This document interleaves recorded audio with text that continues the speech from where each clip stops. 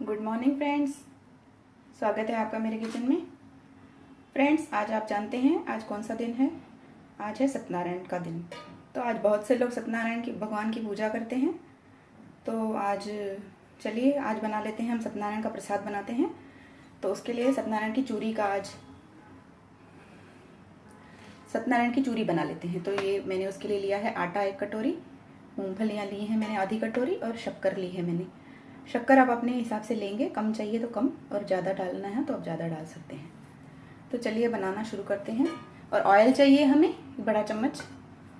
तो बनाना शुरू करते हैं सत्यनारायण का चूरी। ऑयल गर्म होने के लिए रख दिया है मैंने। और इस चूरी में आप चाहें तो ड्राई फ्रूट्स भी डाल सकते हैं। बहुत से लोग इसमें काजू, किशमिश और अपने मनपसंद ड्राई फ्रूट्स आप जो चाहें डाल सकते हैं, लेकिन मैं ऐसे ही बनाऊंगी मूंगफली के साथ, क्योंकि यहाँ मुझे ऐसे ही पसंद है और हमारे घर पे ऐसे ही बनाई जाती है। तो चलिए बनाना शुरू करते हैं। ऑयल देखते हैं गर्म हुआ है। ऑयल अभी गर्म हुआ नहीं है, ऑयल को गर्म होने देंगे। तो ऑयल हमारा गर्म हो चुका है, इसमें हम डाल देंगे आटा। अब इसे हम भूनते जाएंगे। इसे फ्रेंड्स धीमी आंच पर भूनना है और लाल करते जाना है।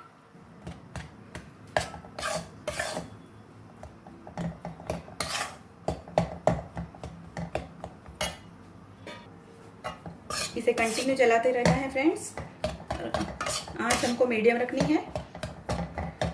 आप चाहें तो हाई फ्लेम पर भी इसे भून सकते हैं, बट आपको फिर कंटिन्यू घुमाना है, इसे छोड़ना नहीं है, ताकि ये एक जैसा हो। अगर इसे घुमाएंगे नहीं तो ये कहाँ से सफ़ेद हो जाएगा और कहाँ से लाल हो जाएगा। तो इस चूरण को हमें कंटिन्यू घुमाना पड़ता है।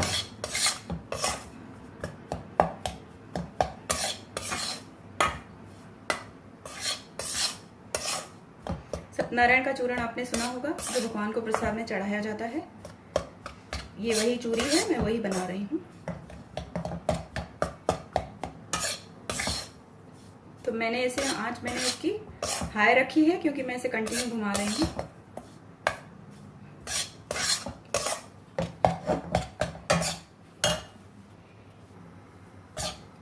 इसका कलर आप देख सकते हैं फ्रेंड्स, हल्का सा चेंज हो गया है, लेकिन मुझे इसका कलर अभी ब्राउन चाहिए एकदम। तो मुझे इसको मैं और थोड़ा लाल करूंगी।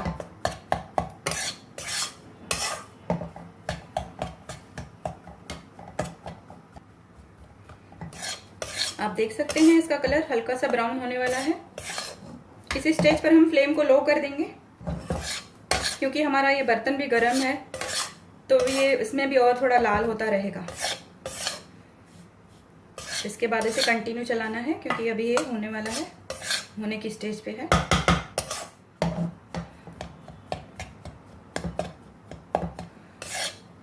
कलर भी आप अपने मनपसंद रख सकते हैं। जैसे आपको अगर थोड़ा लाइट कलर का चाहिए चूरण, तो आप इस स्टेज पर बंद कर देंगे, लेकिन मुझे थोड़ा डार्क चाहिए, तो मैं इसे थोड़ा और भूनूंगी।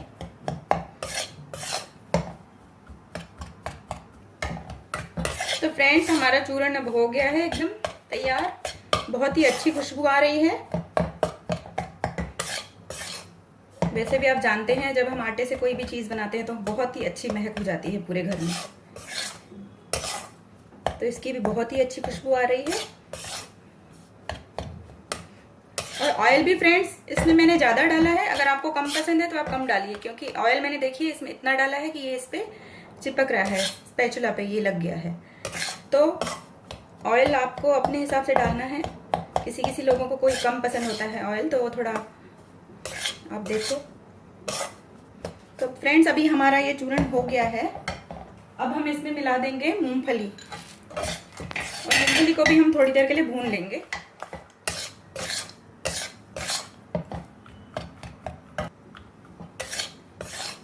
तो 1-2 मिनट के लिए मूंगफली को भी भूनेंगे। उसके बाद हम बंद कर देंगे गैस को, और हम इसमें शक्कर ठंडा होने के बाद मिलाएंगे। थोड़ा सा जब ठंडा हो जाएगा तो उसके बाद हम शक्कर मिला देंगे।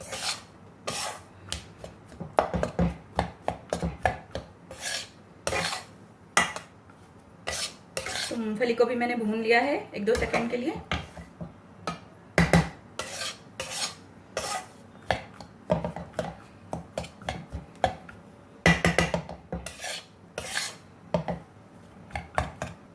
तो फ्रेंड्स, मूंगफली भी हमारी भुन चुकी है। अब हम इसे बंद कर देंगे और थोड़ा सा ठंडा होने देंगे। उसके बाद इसमें मिलाएंगे शुगर। तो फ्रेंड्स, चूरण हमारा थोड़ा ठंडा हो गया है, इसमें हम मिला देंगे शुगर।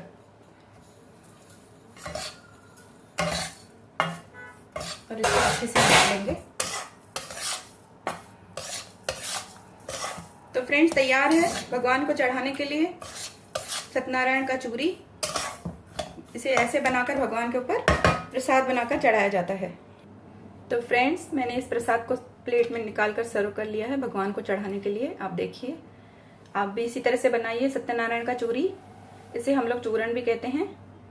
और रेसिपी पसंद आए तो लाइक जरूर करिए फ्रेंड्स, और चैनल को सब्सक्राइब जरूर करिए।